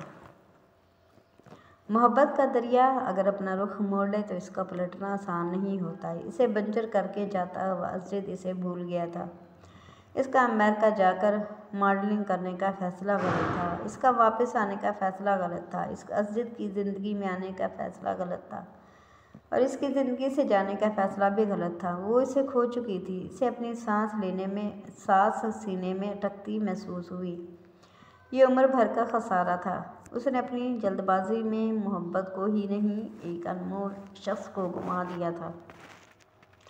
इसे इस खसारे का मातम उम्र भर करना था। उसने चंद साथ अपने दिल में फैलते अंधेरों को महसूस किया, फिर बोझल दिल के साथ बाहर की राह ली। असजिद की ज़िंदगी में इसकी कोई जगह ना थी और इसकी ज़िंदगी में असजिद के अलावा किसी की जगह ना थी। वो आ गया था। खानिया के लिए इसकी आमद 1000 वसवसे साथ लेकर आती थी। उसने मुलाजमा की इतला देने पर यह नहीं पूछा कि वह तन्हा है या इसके साथ बिनश भी है। वो इस धड़के के पेश नज़र के बिनश भी इसके साथ हो गई। कमरे से नहीं निकली, मगर कबूतर की तरह आंखें बंद करके भी कब तक बैठती। इसकी सास ने बुलावा भेजा तो इसे भी चार रोना चार कमरे से निकलना पड़ा। असजिद भाई खाना खाकर आए हैं, बड़ी अम्मा ने चाय लाने के लिए कहा है। वो किचन में आई तो अफशीन ने इतला दी। उसने खामोशी से मुलाजमा को हटाकर खुद इसके लिए चाय का पानी चूल्हे पर रखा। असजिद भाई आ गए हैं तो भी मुंह पर 12 बज रहे हैं। कुछ अपना हुलिया ही दुरुस्त कर लेती। स्याह लिबास में पुरानी हवेली की चुड़ैल लग रही हो। खाली कलाइयाँ, खुले बेतरतीब बाल, सुर्ख आंखें। गानिया वो तुम्हें देखकर मायूस ही नहीं बेजार भी होंगे। इस तरह तो वो यही सोचेंगे कि तुम्हें इनके आने की कोई खुशी नहीं हुई। कुछ हार सिंगार करो ताकि असजिद भाई को भी अपनी अहमियत का अंदाज़ा हो। अफशीन आबिद की बीवी और इसकी बेहतरीन सहेली इसकी राज़दार गुमसार थी। इसके दोस्ताना मशवरे पर इसका दिल दर्द भरी आह भरकर रह गया। लबों पर हर इस्तेहज़ाइया तबस्सुम आ ठहरा। हाँ, ताकि वो दिल ही दिल में मुझ पर हंसे कि मेरे दिल में और ज़िंदगी में अपनी हैसियत और मकाम के तयन के बाद भी मुझे काबू करने के गुर आज़मा रही हो। जब मुझे अपनी हार का यकीन हो गया तो जीतने वालों की तरह क्यों कर मुस्कुराऊँ। मुझे अपना तमाशा नहीं आता। वो कैबिनेट से चीनी का जार निकालते हुए यूं तल्ख हुई थी। कुछ भी हो, असजिद भाई शोहर हैं तुम्हारे। मुझे देखो, मैं भी तो ये सब झेल रही हूँ, मुस्करा भी रही हूँ और सजे संवर भी रही हूँ। मैं जानती हूँ आबिद मुझसे भी मोहब्बत करता है और निशात आपा से। शादी के बाद भी इसका रवैया नहीं बदलेगा। वो कहता है कि मेरा और निशात आपा का मकाम इसके दिल में और ज़िंदगी में बराबर होगा। मैं इसे इतने से अरसे में जान गई हूँ कि वो अपनी मोहब्बत में सच्चा और कौल का खरा है। तो क्या तुम्हें असजिद भाई के साथ रहकर अंदाज़ा नहीं कि वो तुम्हें कितना चाहते हैं? इनकी ज़िंदगी में तुम्हारी क्या हैसियत है? वो मुझसे मोहब्बत नहीं करते, ये मैं अच्छी तरह जानती हूँ। उसने खोलती चाय पर नज़र जमा कर कहा, इन्हें ना सही, तुम्हें तो है ना मोहब्बत। मोहब्बत का दिल बहुत वसी होता है, महबूब के लिए ही नहीं, इससे वाबस्ता रिश्तों के लिए भी गुंजाइश निकाल लेता है। मुझे देखो, अब इससे मोहब्बत करने लगी हूँ और इसके फैसले को कबूल ही नहीं किया, बल्कि अब इसे निशात आपा को भी अपना समझने लगी हूँ। गानिया ने अफशीन को रश्क से देखा। अफशीन के हौसले की इसके दिल ने दाद दी थी। वो लबे बस्ता चाय कप में उंडेलने लगी, अलबत्ता दिल दुहाइयाँ दे रहा था। मेरी सुखी, तुम नई नवेली दुल्हन हो, तुम्हें सजना संवरना जेब देता है। फिर आबिद भाई भी तुम्हारे आगे पीछे किसी परवाने की तरह दीवाना वार घूमता है। इसकी मोहब्बत का मान तुम्हारे चेहरे पर मुस्कुराहट बनकर जगमगाता है। मैं तो शादी के इब्तदाई दिनों में भी इस मुस्कुराहट से अनजान थी। रिश्ते को फ़र्ज समझकर ईमानदारी से निभाने वाले ने कभी मोहब्बत का यकीन सौंपा, ना इजहार, ना कोई लम्हा दान किया। मैंने तो खुद ही इसकी मोहब्बत में गिरफ्तार होकर ऐसे सुध बुध खोई, कभी ख्याल ही ना आया कि वो भी बेईमानी का मुर्तकिब हो सकता है। वो मुझे पसंद तक नहीं करता, तो क्यों मैं इसे लुभाने के जतन करूं? वह सुस्त रफ्तारी से मगर हमेशा की तरह बावकार चाल चलती इसे सरासर नज़रअंदाज कर रही थी। सलाम के बाद उसने चाय का कप मेज़ पर इसके सामने रखा और ख़ुद एक सोफ़े पर तकल्लुफ़ से टिक गई। अज़ीज़ ने अहवाल पूछा। उसने बहम सा ठीक हूँ कहने पर इत्तफ़ा किया। इसके दिल की हालत से आगाह वो इसे देखकर दंग था। पड़ मुर्दा चेहरा इसकी तरफ देखने से गुरेज़ा, स्याह पलकों से मज़ीन ज़बत गरिया की गवाह आंखें, लब बाहम पवस्त जैसे मुस्कुराहट, तो क्या शिकवे गिले भी भूल गए हों। इसे तासुफ ने आ गहरा और वो खुद इसके शिकवे गिलों से एहसास जुर्म का शिकार हो जाता था, लिहाजा इसे हमेशा टोक दिया करता था। आज अपना रवैया याद करके इसे खुद भी तकलीफ़ महसूस हुई। वो खामोशी से सर झुकाकर बैठ गई। अजीज सबसे हाथों में मशगूल था। ठीक है, स्टडी हो रही है।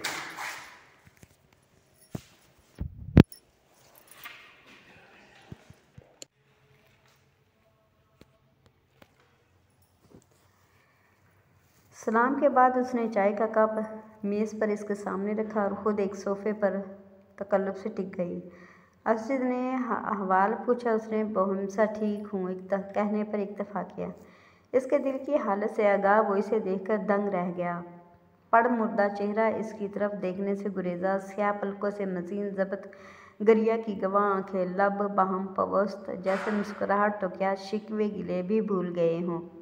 इसे तासुफ ने आ गहरा, वो खुद इसके शिकवे गिलों से एहसास जुर्म का शिकार हो जाता, लिहाजा इसे हमेशा टोक दिया करता था। आज अपना रवैया याद करके इसे खुद भी तकलीफ़ महसूस हुई। वो खामोशी से सर झुकाकर बैठ गई। अज़ीज़ सबसे बातों में मशगूल था। बिनुश ने गाँव की ईद कहाँ देखी होगी, इसे भी साथ ले आते, फिर वो ही मौजू दिल के किसी कोने में मुकम्मल उदासी का रहा था। वो सर झुकाकर अपने नाखूनों को खुरचने लगी। इसे गाँव की ज़िंदगी पसंद नहीं, क्या ईद और क्या शब बारात। अज़ीज़ हंसा था। गानिया का सर मज़ीद झुक गया। यही वजह है कि तुम्हारा दिल अब गाँव में नहीं शहर में लगता है। उसने खुद से सरगोशी की। अब वो अपनी बातें अपने आप से करना सीख गई थी। भाई, तो क्या अब आप गाँव से बिल्कुल ही किनारा कर लोगे? भाभी और हुदैत से महीनों नहीं मिला करोगे? ये तो सरासर जुल्म है। आबिद ने तल्ख़ व तुंद लहजे में इससे बाज़पुरस शुरू कर दी।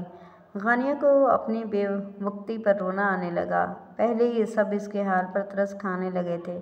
इसे आंसू बहाकर हमदर्दियाँ बटोरने का इल्ज़ाम अपने सर नहीं लेना था। वो अपनी जगह से उठकर जाने लगी। तुम कहाँ जा रही हो? बैठो, सुरिया भाभी ने कड़े तेवरों के साथ कहा। वो हुदैत जाग गया होगा। वो आवाज़ की नमी पर काबू पाते हुए बोले बगैर रुके चली गई।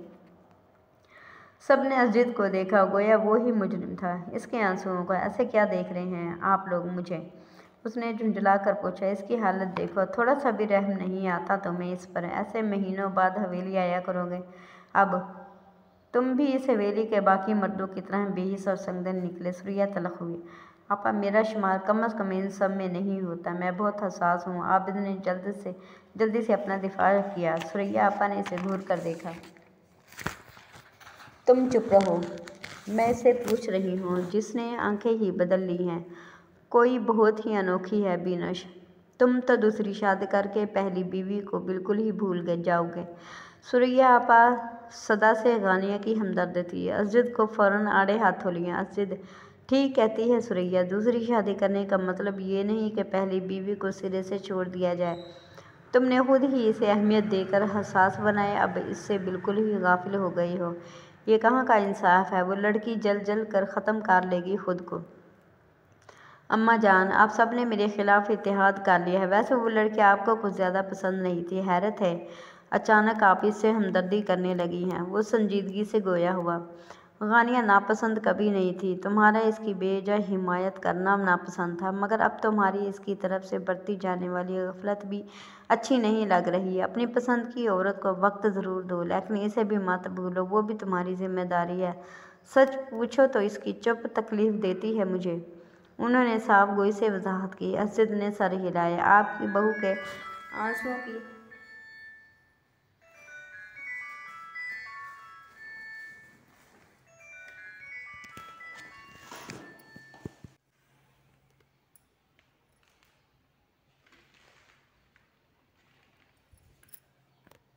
Pause recording button.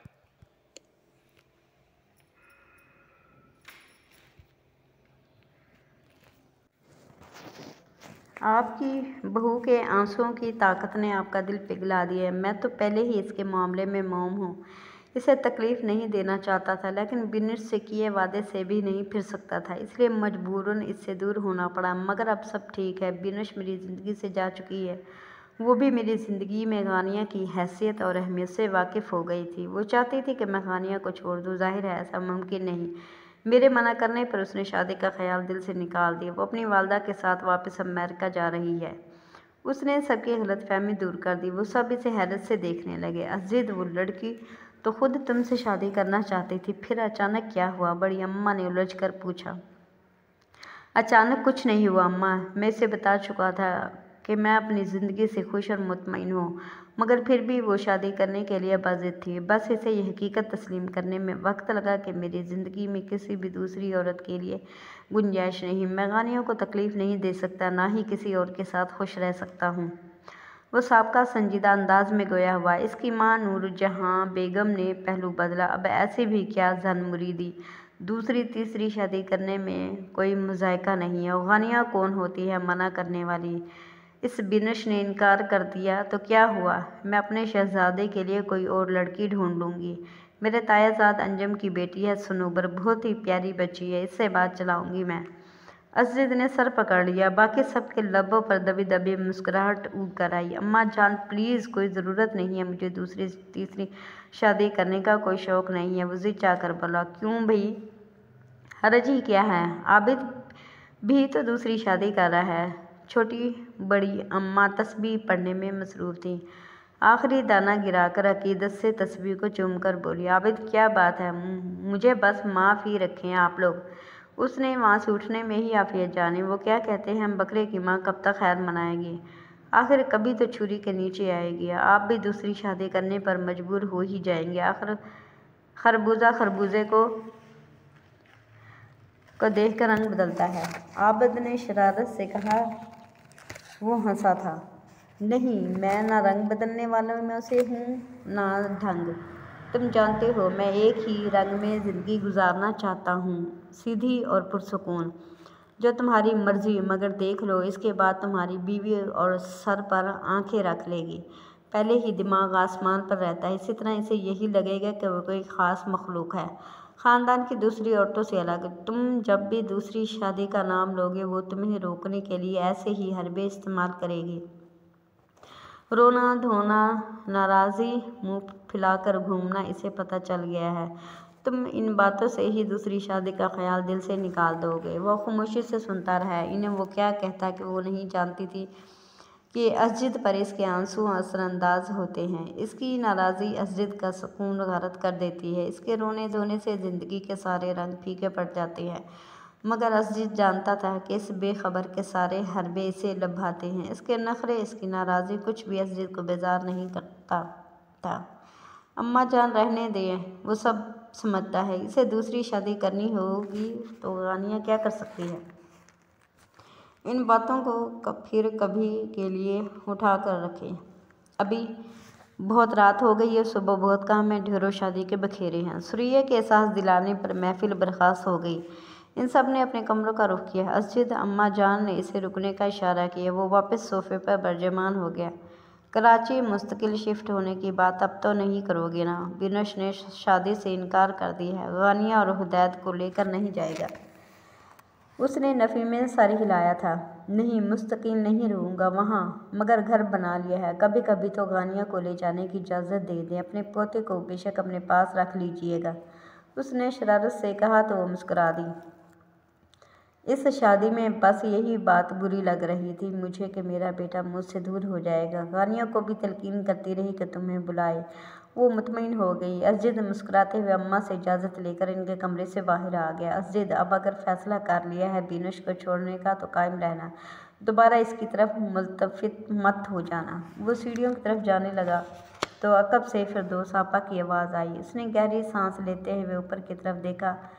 गानिया इसे देखकर तीसरे स्टेप पर कदम रखती रुक गई थी। इसके हाथ में हुदैद की खाली फीडर थी। इसके चेहरे पर उलझन और बेयकीनी के रंग कुनंदा थे। यकीनन वो आपा की बात सुन चुकी थी। वो सुलगती नज़रों से गानिया को देखता रहा। आपा, आपका भाई पहले कभी अपने फैसले से पीछे हटा है जो अब हटेगा। बाय द वे, मैंने नहीं, बिनुश ने मुझे छोड़ा है क्योंकि मेरी मर्दाना नाभि मजरूह हुई है, लिहाजा वापसी का इम्कान नहीं। पलटे बगैर उसने कदरे बुलंद आवाज़ में सुरैया आपा के बजाय किसी और को बाबर कराया था। वो तेज़ी से सीढ़ियाँ उतरकर इसके बराबर से गुजरती हुई बावर्ची खाने की तरफ चली गई। फिरदौस आपा ने असजिद को घूर कर देखा। तुम्हें खुद भी सीधी और पुरसुकून ज़िंदगी नहीं पसंद? क्या ज़रूरत थी ये सब कहने की? वो तो यही समझेगी कि तुम बादिल नख्वास्ता लौटे हो। समझने दे, वो मुस्कुराया था। बहुत नाराज़ है वो।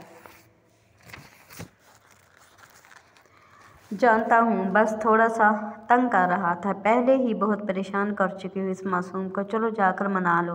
फिरदौस आपा मुस्कुराती हुई चली गई। उसने सीढ़ियों की तरफ देखा, फिर नफ़ी में सर हिलाया। लगता है आज भी किसी कोने में मुँह छुपाकर रोने धोने का इरादा है मोहतरमा का। वो इसके तेवर देखकर मायूस हुआ था। वो जानता था गानिया को समझाना और अपनी मोहब्बत का यकीन दिलाना दोनों काम मुश्किल है। वक्त के साथ सब ठीक हो जाएगा, लेकिन इस वक्त के गुजरने का इंतज़ाम कैसे किया जाए? उसने बालों में उंगलियां फंसाई। मैं बिनुश से शादी नहीं कर रहा है। इस बात का इल्म होते ही इसे नाराज़गी ख़त्म कर देनी चाहिए थी, लेकिन नहीं। इसकी अना का कद मेरी मोहब्बत की उम्र से दराज है। असजिद ने झुंझलाकर सोचा। सफ़र की थकन इसकी सोचों पर गालिब आने लगी थी। आज बहुत अरसे बाद एक किनारे लगकर उसने सुकून का सांस लिया था। बिनुश के वापस आ जाने से इसकी ज़िंदगी से सुकून और मुस्कुराहट दोनों रुखसत हो गए थे। अगर वो शादी की ख्वाहिश से दस्तबरदार ना होती तो असजिद ने सर झटका। वो इससे आगे कुछ सोचना भी नहीं चाहता था। तो तुम ठोकर खाकर पलटे हो। बिनुश का इरादा ना बदलता तो कभी ना पलटते, मगर क्या फ़र्क पड़ता है? बिनुश से शादी नहीं की, मुझसे मोहब्बत तो नहीं करते, बल्कि मुझे पसंद ही नहीं करते। आज या कल किसी और से शादी कर लोगे। मैं हमेशा नापसंदीदा ही रहूँगी। वो निढाल होकर किचन में टेबल के गिर्द रखी कुर्सियों में से एक पर बैठ गई। दिल की हालत तबतर थी, सांसें बोझल। मैं जश्न चरागा करूँ या सफ़े मातम बिछा?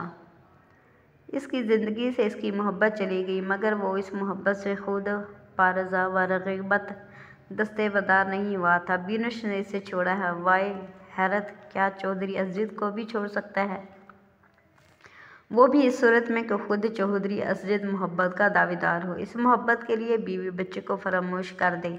क्या ऐसी मोहब्बत को भी छोड़ना नामुमकिन है? उसने बेदर्दी से लब कुचले। जहन में एक ही नुक्ते पर मुर्तकिज़ था। कुछ भी हो, उसने मेरे लिए बिनुश को नहीं छोड़ा। मेरे दिल का दर्द कम नहीं होता। मैं नापसंदीदा थी और रहूँगी। पलकों से आंसू टूट टूट कर गिरने लगे। बेआवाज़ रोने लगी। वो खुद अज़ियती की इंतहा पर अपने आप को तकलीफ़ दे रही थी और दोबारा किसी खुशगुमानी में मुब्तला होने से डरती थी। किसी गलतफहमी का शिकार होने से पहले खुद को हकीकत का आईना दिखा रही थी। तुमने सुन तो लिया होगा कि मैं बिनुश से शादी नहीं कर रहा। वह इसके कदमों की आहट सुन चुकी थी। हमेशा दिल इस आहट का मुंतजिर रहता था। समाते बाद में दिल पहले सुनता था इसके कदमों की चाप। वो इसके सामने कुर्सी पर परचमान हो गया। इसके अल्फाज सुनकर अभी वो बेहस हरकत बैठे रही। तुम खुश नहीं हो? उस अजित ने इसके भीगे भीगे चेहरे को गौर से देखा। जवाब ना मिथालक ने गानिया कुछ भी कहे बगैर कुर्सी पर से उठ गई। गानिया कुछ पूछ रहा हूँ मैं। वो भी अपनी जगह से उठकर इसकी राह में हाई लो। मुझे कुछ नहीं कहना, वो रूंधी हुई आवाज़ में कहकर जाने लगी। मगर मुझे कुछ कहना। असजिद ने इसकी कलाई नरमी से थामी। उसने इसी नरमी से हाथ खींच लिया। असजिद ने दोबारा हाथ पकड़ा और बाहर की तरफ चलने लगा। असजिद, क्या हो गया है आपको? कहाँ ले जा रहे हैं मुझे? मैं हुदाद के पास बशरी मुलाजमा को छोड़ कर आई हूँ। वो जाग गया तो मुझे ना पाकर रोने लगेगा। वो हवास बाख्ता होकर गोया हुई। जहाँ भी लेकर जाऊँ तुम्हें मेरे साथ जाना पड़ेगा। और हुदैत की फिक्र मत करो, वो अपनी माँ पर गया है। बहुत पक्की नींद है इसकी। वो इसे वसी अरीज हवेली के चारदीवारी से बाहर ले आया था। दरवाजे पर तैनात असला बरदार मुहाफिजों की मजाल ही क्या थी जो नज़र उठाकर देखते। फिर भी गानिया को अजीब लगा। चादर के बगैर वो मुलाजमाओं के सामने नहीं आती थी। आम से काटन के स्याह लिबास में खुले बाल और कंधे पर भी तरतीब पड़े दुपट्टे में से बाहर लाने वाले पर शदीद गुस्सा आया था। हवेली के अहाते में खुले हुए कुत्तों की मौजूदगी और उनके भौंकने की आवाज़ें गानिया को ज़रूर खौफ में मुब्तला करती अगर अजीज साथ ना होता। रविश पर लगे बुलंद दरख्तों के बैरूनी दरवाज़ा अबूर करते ही रात की पुरअसरारियत पहले से ज़्यादा महसूस होने लगी। आसमान पर कितने ही सितारे रोशन थे। नामुकम्मल चांद पूरी ताबनाकी से चमक रहा था। फिज़ा में रची मट्टी और दरख्तों की मखसूस खुशबू बता रही थी कुछ देर पहले आसमान पर से कोई आवारा बादल का टुकड़ा बरसता हुआ गुजरा है। यह खुशबू इसकी पसंदीदा तरीन खुशबू थी। दुनिया के महंगे तरीन परफ्यूम से ज़्यादा मसूर कुन और सरशार कर देने वाली महक। गानिया ने मसूर होकर गहरा सांस लिया। अंदर तक ताजगी उतर गई। आप मुझे यहाँ क्यों लाए हैं? वो बरहमी से बोली। ताकि मौसम की खूबसूरती तुम्हारे मिजाज पर असर अंदाज होकर मेरे लिए आसानी कर दे। आफ्टर ऑल ये सितारों से बड़ा आसमान और अधूरा चांद हम दोनों को दीवाना करने के लिए बहुत है। गानिया ने इसे ताज्जुब से देखा। चेहरे पर कर्ब की जगह तमाद ने ले ली थी। आंसू थम गए थे। शायद खुले आसमान पर रोशन चांद और रात की पुरअसरारियत ने इस पर वाकई असर किया था। लेकिन जब बोलने के लिए लब वाक़िया तो लहजे में कोई लचक ना थी। असजिद, प्लीज़ मुझ पर रहम करें। मैंने बहुत मुश्किल से खुद को संभाला था। ज़हनी तौर पर आपकी दूसरी शादी को कबूल कर लिया था।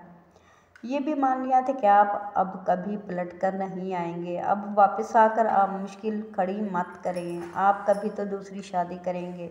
लिहाजा मुझे मेरे हाल पर छोड़ दें। मुझे बार बार एक ही अज़ियत नहीं झेली जाएगी। आप मुझे पसंद नहीं करते। मैंने इस हकीकत को तस्लीम कर लिया है। मुझे आपकी दूसरी शादी का कोई दुख नहीं होगा, बल्कि मुझे अपने साहबका बच्चेकाना रवैये पर शर्मिंदगी है। मुझे नहीं पता क्या सबब है, लेकिन आपकी बिनुश से शादी ना होने पर ताज्जुब से ज़्यादा अफसोस हो रहा है। आखिर वो आपकी मोहब्बत थी। आप कोई बिनुश जैसी लड़की ढूंढ कर इससे शादी कर ले। खुद पर जबर मत करें। बिनुश ना सही, बिनुश जैसे सही। वो मतवाज़न लब व लहजे में एतमाद से गोया हुई थी। मेरी दूसरी शादी ना होने का बहुत अफसोस है तुम्हें। ऐसा करो, मेरे लिए कोई लड़की खुद ही ढूंढ लो। असजिद ने बिगड़ कर कहा। गानिया को समझ नहीं आया इसे क्या बात नागवार गुजरी है। फिर बेसाख्ता तल्ख मुस्कुराहट इसके लबों पर आकर ठहर गई। मैं ज़रूर ढूंढ लेती, मगर जब मैं ही आपको पसंद नहीं तो मेरी पसंद की हुई लड़की कहाँ पसंद आएगी। ये काम आप बड़ी अम्मा से कहें, वो बखूबी आपकी पसंद से वाकिफ़ है। असजिद ने इसे घूर कर देखा। बहुत बातें बनाने आ गई हैं। तंज के तीर चला रही हो। ठुकराया गया हूँ। बिनुश ने छोड़ दिया तो मेरी कदर कीमत में कमी हो गई। तुम्हें रद्द की हुई कोई चीज़ नहीं चाहिए थी, इसलिए कुफराने नेमत कर रही हो। अगर मैंने बिनुश को छोड़ा होता तो भी यही रवैया होता तुम्हारा। अगर मैं कहता कि तुम्हारी खातिर अपनी मोहब्बत को छोड़ कर आया हूँ तो भी सर आंखों पर ना बिठाती। गानिया, क्या मेरी इतनी ही अहमियत थी तुम्हारी नज़र में? इतनी है? आराम से दस्तबरदार हो गई। मुझसे बिनश से शादी करने का अंदिया जाहिर किया था, मर तो नहीं गया था जो मेरे पलटने की उम्मीद तक छोड़ दी। इस तरह खुद को उजाड़ लिया जैसे मुझे मरा हुआ कबूल कर चुकी हो। और आखिरी बात पर गानिया का दिल सूखे पत्ते की मानिंद लर्जा। उसने तड़प कर इसे देखा। आप गलत समझ रहे हैं। क्या गलत समझ रहा हूँ मैं? बारहा कहा कि वो माजी की मोहब्बत थी। मैंने कहा थी, मगर तुमने वही समझा जो तुम समझना चाहती थी। मैंने कहा कि अपना कौल निभा रहा हूँ, इससे शादी का वादा किया था। मैं अपनी ज़ुबान से नहीं मुकर सकता। लेकिन तुम इस बात को बिनिश की जाने मेरे इल्तिफ़ात समझकर मुझसे बदगुमान ही रही। यार, इतने सालों में तुम्हें कभी महसूस नहीं हुआ कि मैं तुमसे कितनी बेतहाशा मोहब्बत करता हूँ? उसने गानिया के चेहरे पर अपने लफ्ज़ों से फैलती रोशनी को बहुत लगावट से देखा। सारी थकन और कबेदगी दूर हो गई। वो सर झुका गई। गानिया, मुझे बिनश ने छोड़ा है, मगर सिर्फ़ इसलिए कि आप मुझे नहीं छोड़ना चाहते थे। आपने मुझे छोड़ने से इनकार कर दिया, इसलिए वो आपकी ज़िंदगी से चली गई। उफ़! असजिद ने हैरत से गानिया को देखा।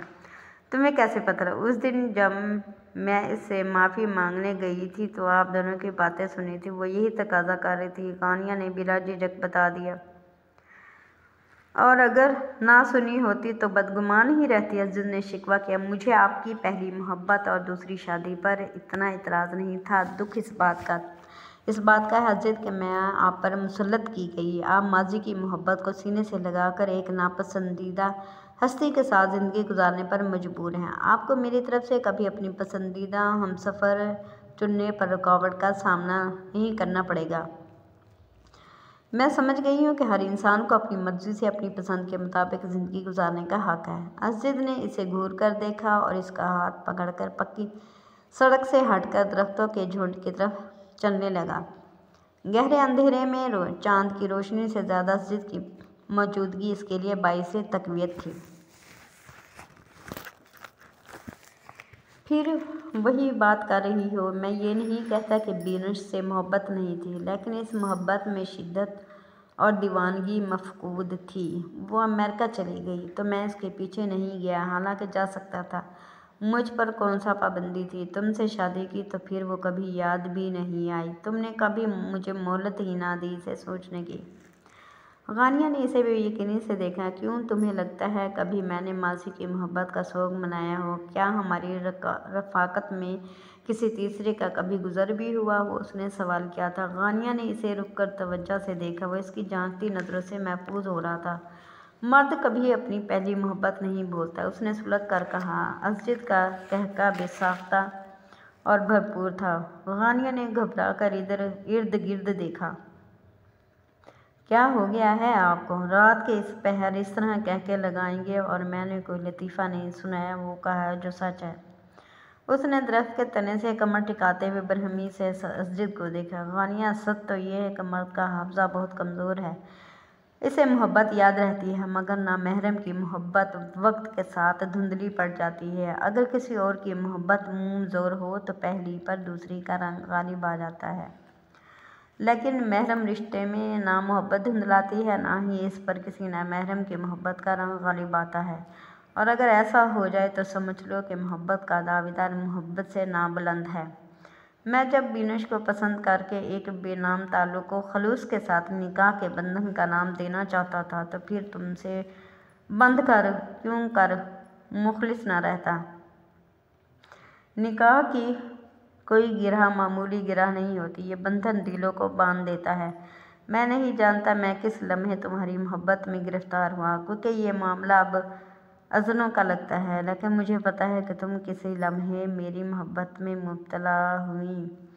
बस ये ही मोहब्बत है। महबूब के दिल की खबर है, अपनी नहीं। गानिया ने इसे नाराज़ी से देखा।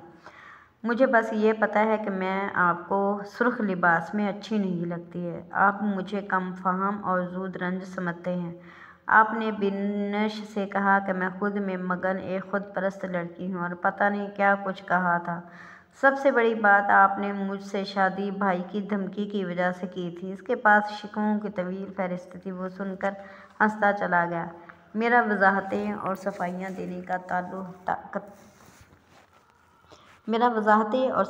देने का कतई इरादा नहीं है। सिर्फ इतना जान लो गानिया कि तुमसे शादी करके चौधरी अज़्ज़द मुकम्मल हुआ है। बिनुश फ़कत मेरा माजी थी, अब एक नाम है और कुछ नहीं। एक ऐसा नाम जिसकी मेरी ज़िंदगी में कोई अहमियत नहीं। अगर किसी की अहमियत है तो मेरे इकलौते बेटे की माँ है। वो शरारत से मुस्कुराया था। और हाँ, इसे इतने माँ से नज़रअंदाज कर रहे थे। इतनी ही अहम है बेटे की माँ जिसे महीनों ना देखा जाए। है कोई जवाब? इस बेतनाई का वो सुलग कर बोली। बिनुश मुझे तुमसे दूर करके अपनी मोहब्बत को आजमा रही थी।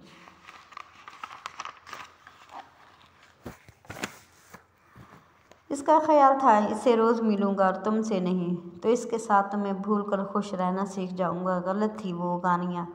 मेरी खुशी सिर्फ तुम हो, जिसने एक ज़र इम्तिहान देने की इजाज़त मिलने पर मोहब्बत की सारी मंजिलें तय करते हुए अपनी आँखों की हैरानी से मेरे दिल पर कब्ज़ा जमा लिया था। या फिर वो लड़की जो सीधी ही मेरी ज़िंदगी में चली आई थी, सुर्ख अरूसी लिबास में आंसू बहाती हुए मुझे शशदर कर गई थी, और मैं सोचता रह गया था कि क्या कोई इतना भी हंसी हो सकता है। उसने इस बार भी आंखों में हैरानी समेटकर अज़्ज़द को देखा। पता नहीं कब की बात कर रहे हैं। मुझे उस दिन यकीन हो गया था कि आप मुझसे मोहब्बत करते हैं, जिस रात आपने मुझे सांस लेने की इजाज़त दी थी। मेरी ज़ात को मुतबर करके मेरे लिए इस घुटनज़दा माहौल में रोज़न खोल दिया था। मुझे रात के खिड़की के पास खड़ा देखकर मुझ पर शक नहीं किया था। इस लम्हे मुझे यकीन हो गया था कि आपको भी मुझसे मोहब्बत है। अगर यकीन था तो फिर बेतबारी क्यों दिखाई, क्यों खुद को तकलीफ़ दी, क्यों इस तरह नाराज़ रही मुझसे? वो इस का हाथ पकड़कर मोहब्बत की शिद्दतों से बोला, मुझे नहीं पता, बस अपनी ज़ात पर से एतमाद और मान ख़त्म हो गया था। आपकी मोहब्बत गुमान लगने लगी थी।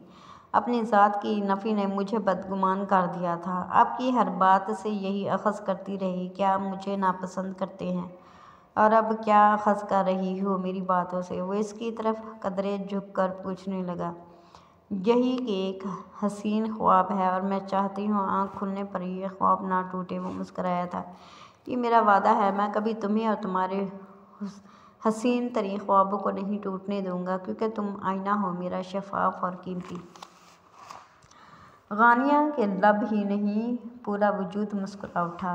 और आप मेरा आईना है, सिर्फ मेरा, जिसमें मैं सिर्फ अपना अक्स देखना चाहती हूँ, अपने अलावा किसी का नहीं। दुआओं में मांगा है आपको, इस दुनिया में ही नहीं जन्नत में भी आपके हमरा रहना चाहती हूँ। तो मेरी मासूम नज़र आने वाली बीवी का पक्का इंतज़ाम कर रही हैं दुआएं मांग कर।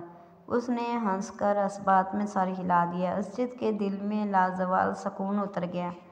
अज़्ज़द मेरी शक्ल पर क्या 12 बज रहे हैं? अफशीन कह रही थी कि मैं स्याह लिबास में पुरानी हवेली की चुड़ैल लग रही हूँ। क्या वाकई में चुड़ैल लग रही हूँ?